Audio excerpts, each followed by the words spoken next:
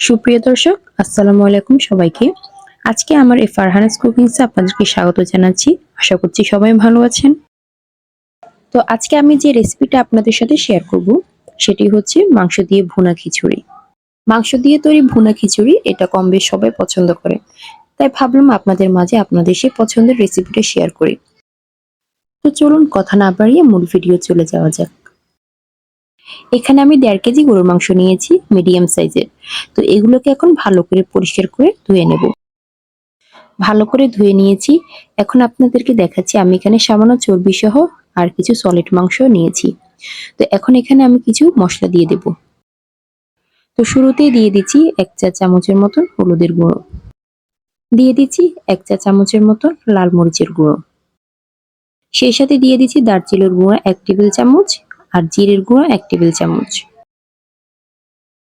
এখন দিয়ে দিব 2 টেবিল চামচের মতন রসুন বাটা। এখন দিয়ে দিচ্ছি 1 টেবিল চামচের মতন আদা বাটা, তবে এটাকে আমি আইস করে রেখেছিলাম। এখন এখানে দিয়ে দিব 1 কাপের মতন পেঁয়াজ কুচি, তবে এখানে পেঁয়াজ কুচি একটু মোটা হলেও কোনো অসুবিধা হবে না। দিয়ে দিচ্ছি হাফ কাপ সরিষার তেল। চাইলে আপনারা রান্নার রেগুলার সয়াবিন তেলও ব্যবহার করতে পারেন, তবে আমি সবসময় সরিষার তেল ব্যবহার করি। তো সবগুলো মশলাকে মাংসের সাথে ভালোভাবে হাত দিয়ে আমি মিক্স করে নিয়ে নেব। তো এখন আমি এটাকে 1 মিনিট ধরে ভালো করে মিক্স করে নিয়ে নিচ্ছি। আর সেই সাথে আমি দিয়ে দিব স্বাদ অনুযায়ী লবণ। সবগুলো উপকরণকে হাত দিয়ে আরো একবার ভালো করে মিশিয়ে নেব। তো আমার এটা মাখা হয়ে গেলে আমি 30 মিনিটের জন্য এক সাইডে রেখে দেব রেস্টে। তো এই পর্যায়ে আমি নিয়ে নিয়েছি মসুরির ডাল আর মুগ ডাল 1 কাপ করে, টোটাল 2 কাপ। তো আমি মুগ ডালকে চুলার মধ্যে একটু ভেজে নিয়েছি। চুলার আঁচকে একটু লো হিটে দিয়ে কিছুক্ষণ নেড়েচেড়ে ভেজে নিয়েছিলাম। তো এখন একটা মিক্সিং বলের মধ্যে আমি মুগ ডালগুলোকে নিয়ে নিয়েছি, সেই সাথে রেখে দেওয়া মসুর ডালগুলো নিয়ে নিলাম। আর এটার সাথে এখন অ্যাড করব পোলাওর চাল। তো পোলাওর চাল আমি এখানে 2 কাপ নিয়ে নিয়েছি। তো আমার 2 কাপ পোলাওর চাল, 1 কাপ মসুরের ডাল এবং 1 কাপ মুগ ডাল মিলে টোটাল 4 কাপ হয়েছে।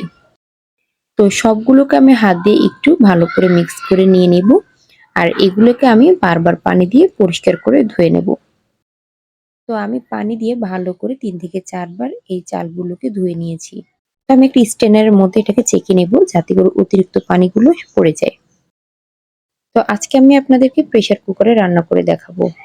তো এখানে আমি সরিষার তেল নিয়ে নিয়েছি পরিমাণ মতন। তো তেলটা একটু গরম হয়ে যাওয়ার পরে এখন আমি দিয়ে দিব রেডিমেড সেই মাংসগুলো, যেগুলোকে আমি আগে থেকে রেস্টে রেখে দিয়েছিলাম 30 মিনিটের জন্য। তো এখন এই মাংস আর মশলাগুলোকে ভালোভাবে আমি কষিয়ে নেব। আর এটাকে এমনভাবে কষাবো যাতে করে এটার নিজস্ব যে একটা পানি আছে মাংসের মধ্যে সেটা বের হয়ে চলে আসবে। তবে আমি ওই পানি দিয়ে এটাকে অনেকক্ষণ ধরে কষাতে থাকবো। তো দেখাই যাচ্ছে আমার এটা কিন্তু পানি বের হয়ে আসছে। তবে এখানে আমি কোনো প্রকার পানি অ্যাড করিনি। মাংসের থেকে বেরিয়ে আসা সেই পানিগুলো দিয়ে কিন্তু এটা সম্পূর্ণ কষানো হয়ে যাচ্ছে। তো 7 থেকে 8 মিনিট ধরে আমি এটাকে কষিয়ে নিয়েছি। তো এখন এটাকে পরিপূর্ণভাবে মাংসটা সিদ্ধ করার জন্য আমি এখন একটা প্রেসার কুকারের ঢাকনাটা লাগিয়ে দেব। যেহেতু আমি প্রেসার কুকারে রান্না করছি তাই এটা সিদ্ধ হওয়ার জন্য আমার একটা শিশ দিলে যথেষ্ট হয়ে যাবে। তো যাই হোক, আমার এক শিশ দেওয়া হয়ে গিয়েছে। এখন আমি ঢাকনাটা খুলে আপনাদেরকে দেখাচ্ছি। তো মাংসের মধ্যে কিন্তু অতিরিক্ত যে পানিগুলো ছিল সেগুলো কিন্তু প্রায় শুকিয়ে গেছে। তো মাংসের সাথে আমি দিয়ে দিচ্ছি 3 থেকে 4টা কাঁচামরিচ, আর সেই সাথে দিয়ে দিচ্ছি গরম মশলার গুঁড়ো। মাংসের সাথে কাঁচামরিচ দিলে মাংস থেকে একটা কাঁচামরিচের ফ্লেভার আসে, আর এটা খেতেও কিন্তু একটা ভালো লাগে। তো চলে আসলাম খিচুড়ি রান্না করার জন্য। তো এখানে আমি একটা পাইপিং এর মধ্যে পরিমাণ মতন সয়াবিন তেল দিয়ে দিলাম। তো তেলটাকে একটু গরম করে এখন এখানে দিয়ে দিব কিছু মশলা। তো এখানে লবঙ্গ 14 থেকে 15টা নিয়েছি আর এলাচ নিয়েছি 8টার মতন করে। সেই সাথে দিয়ে দিলাম তেজপাতা 2 থেকে 3টা। তো এগুলোকে কিছুক্ষণের জন্য আমি ভেজে নেব। তো এখন এখানে দিয়ে দিব পেঁয়াজ কুচি। তো এখানে আমি হাফ কাপের থেকে কম পেঁয়াজ কুচি দিলাম, আর এটাকে একটু লাল করে নেব ভেজে। তো অতিরিক্ত পানি ঝরানোর জন্য স্ট্রেনারের মধ্যে আমি যে চালগুলো রেখে দিয়েছিলাম সেগুলোকে এখন আমি দিয়ে দিব। তো আমি এটাকে এখন 1 থেকে 2 মিনিটের জন্য ভালো করে ভেজে নেব। আর অবশ্যই চুলার আঁচটা কিন্তু মিডিয়াম হিটে থাকতে হবে, না হলে কিন্তু নিচে দিয়ে লেগে যাবে। এখন এখানে আমি দিয়ে দিলাম হাফ চা চামচের মতন হলুদের গুঁড়ো, আর সেই সাথে দিয়ে দিচ্ছি পরিমাণ মতন লবণ। তবে লবণ দেওয়ার সময় খেয়াল রাখবেন, যেহেতু মাংসের মধ্যে লবণ আছে, তাই এখানে কতটুক লাগবে লবণ সেই অনুযায়ী কিন্তু কম বেশ দিবেন। তো পোলাও চালগুলো আমার ভাজা হয়ে গিয়েছে। তো এখানে দেখতে পাচ্ছেন যে মাংসগুলো আমি প্রথমে কষিয়ে নিয়েছিলাম, সেগুলোকে আমি এক সাইডে রেখে দিয়েছিলাম। তো এখন এগুলোকে আমি আবার চুলার মধ্যে দিয়ে দিলাম। আর এগুলোর সাথে এখন আমি দিয়ে দেব সেই ভেজে নেওয়া পোলাওর চালগুলো।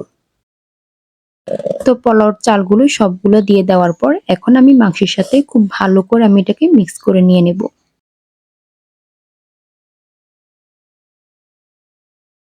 তো এখন এখানে আমি দিয়ে দিব কুসুম গরম পানি। তবে অবশ্যই এখানে কোনোভাবে ঠান্ডা পানি দেওয়া যাবে না। তো এখানে খেয়াল রাখতে হবে আপনার চাল আর মাংস মিলে যতটুকু হয়েছে তার থেকে দ্বিগুণ পরিমাণের পানি দিতে হবে, যাতে করে চাল আর মাংসগুলো পানির নিচে ডোবা থাকে। এখন আমি প্রেসার কুকারের ঢাকনাটা লাগিয়ে দিব, আর এটা ফাইনালি হওয়ার জন্য অপেক্ষা করতে হবে। তো আমার এটা কিন্তু এক শিশে হয়ে গিয়েছে।